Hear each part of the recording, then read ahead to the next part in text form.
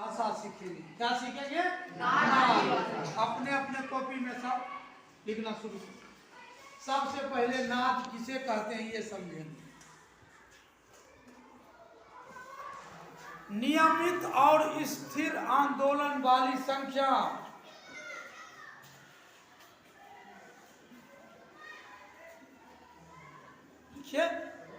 नियमित और स्थिर आंदोलन वाली संख्या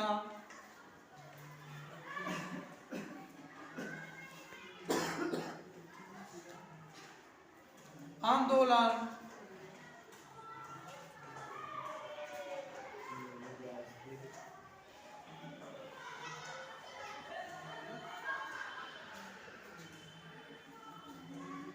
कोमा लिख दीजिएगा। मधुर ध्वनि को नाद कहते हैं।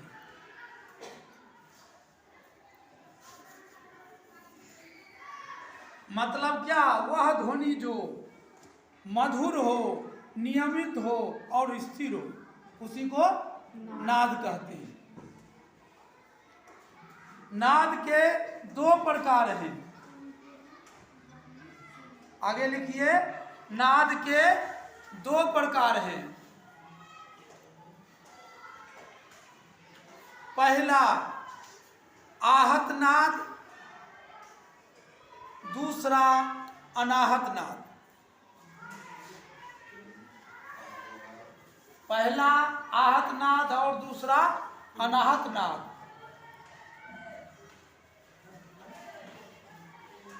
नाद की तीन विशेषता होती है। आहत नाद और अनाहत नाद कैसे उपजता है समझ सकते हैं। एक होता है जिस पर हम आघात करते हैं तब वो स्वर निकलता है, एक अपने आप निकलता है। जैसे हम फ्रेम को अभी ठोके तो आवाज निकला, ये क्या हुआ? आहत किए तब निकला। एक आहानाद, जैसे देखिए ऑटोमेटिक बिजली कड़क जाएगा, प्राकृतिक द्वारा हुआ। तो नाद दो प्रकार के होते हैं। नाद की तीन विशेषता है। नाद की तीन विशेषता है। पहला विशेषता है, लिखो ना, नाद की तीन विशेषता। पहला विशेषता है नाद का ऊंचा और नीचा होना, या कह सकते हैं नाद की ऊंचाई और नीचाई। दूसरा नाद का बड़ा और छोटा होना।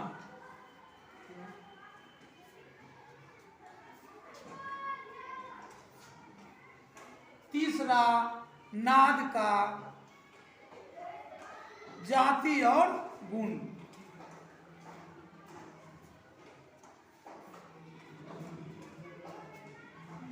अब देखो, नाद से ही, अब दूसरा यहां आ जाइए, नाद से ही श्रुति की उत्पत्ति हुआ है।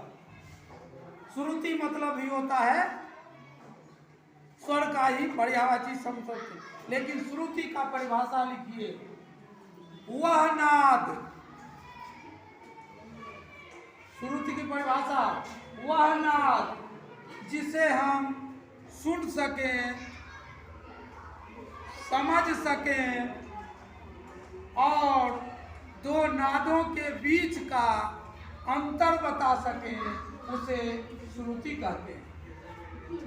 वह नाद जिसको समझ सकें,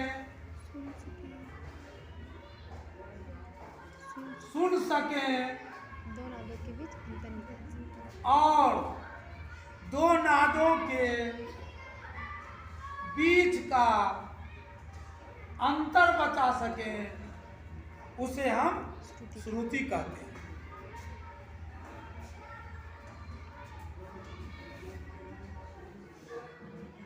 असंख्य नाद में से 22 श्रुति का निर्माण हुआ है। आगे लिखिए। श्रुति 22 है। श्रुतियों की संख्या श्रुति 22 है। श्रुति 22 है। और श्रुति से ही स्वर निकला है। लिखिए और फिर अगला लाइन लिखिए। 22 श्रुति में से 12 स्वर निकले। 22 श्रुति में से 12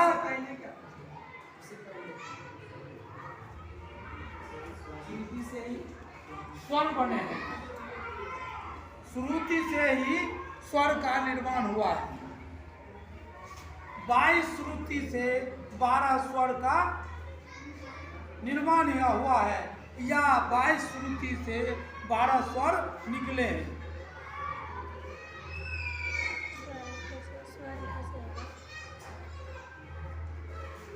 और ये 12 श्रुति जो है उसमें मुख्य 7 स्वर है। मुख्य 7 स्वर है। 7 या 60? 7। हाँ, और 7 स्वर का नाम है सरस, ऋषभ, गांधार, मध्यम, पंचम और धैवत। और ये 7 शुद्ध स्वर हैं।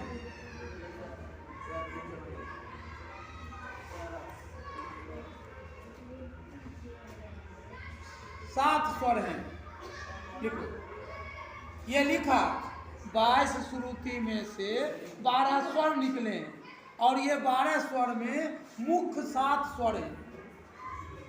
7 स्वर का नाम है सरस, ऋषभ, गांधार, मध्यम, पंचम, धैवत, निषाद।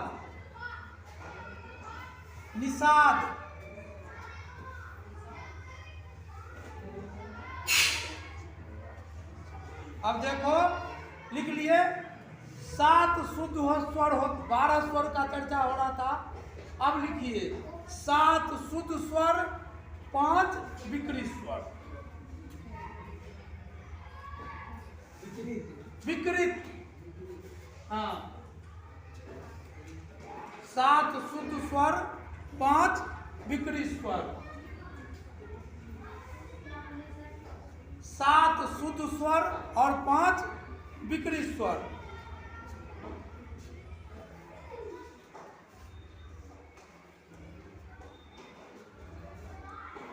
लिख लिए।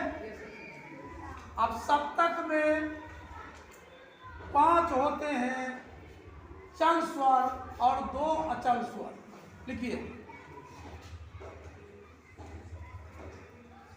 सप्तक से 5 चल स्वर और 2 अचल स्वर।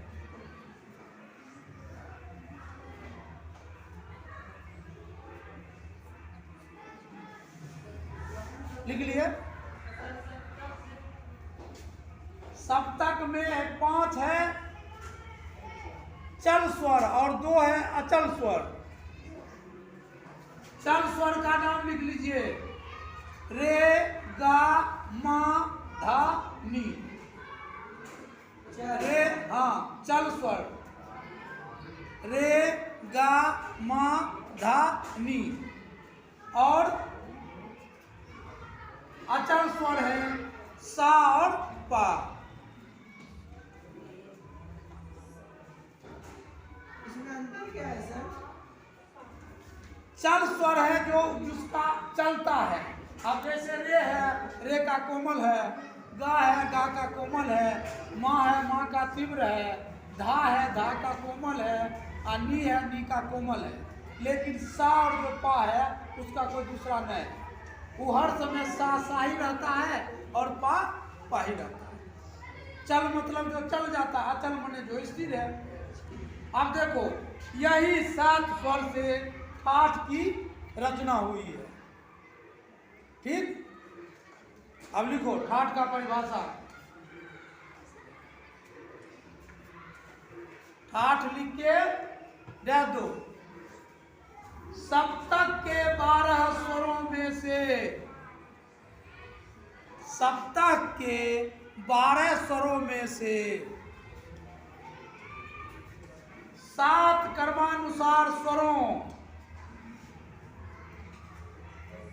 7 सप्तक के 12 स्वरों में से 7 क्रमानुसार स्वर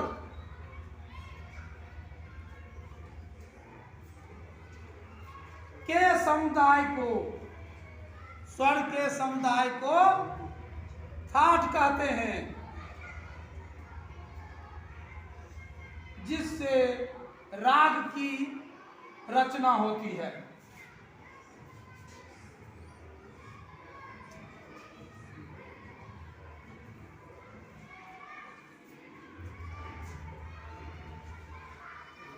लिख लिए।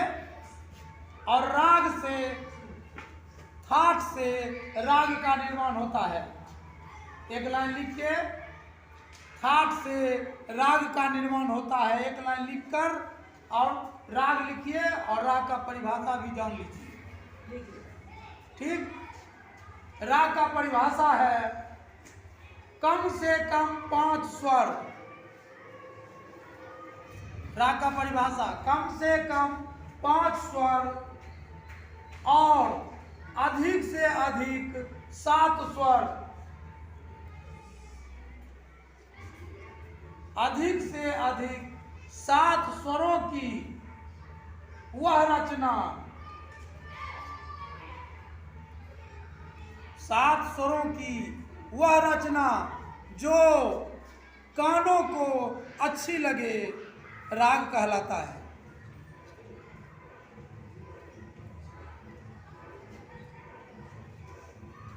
लिख लिए। अब देखिए, यहां समझ गए, नाद से श्रुति निकलता है, श्रुति से स्वर निकला, स्वर से सप्तक बना, सप्तक से ठाट का निर्माण हुआ और ठाट से राग बना। और दुनिया में जितने भी गीत हैं, करोड़ों गीत, सभी कोई न कोई राग में है।